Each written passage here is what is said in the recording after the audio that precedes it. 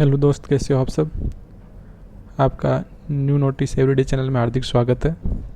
अभी आपके लिए एक न्यू अपडेट लेके आए हैं जो कनिष्ठ न्यायिक सहायक भर्ती से है। मतलब हाई कोर्ट एलडीसी जो भर्ती हुई थी उसकी टाइपिंग टेस्ट से संबंधित है।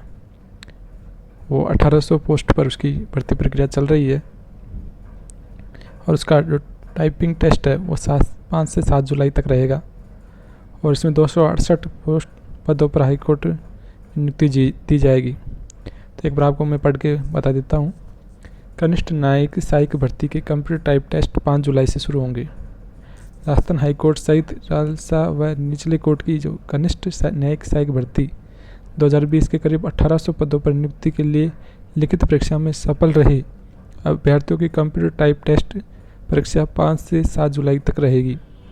कंप्यूटर टाइप टेस्ट के लिए लिखित परीक्षा में सफल हुए 5 गुना अभ्यर्थियों को बुलाया गया है। इन पदों में से 268 पदों पर हाईकोर्ट व राजसा में नियुक्ति होगी।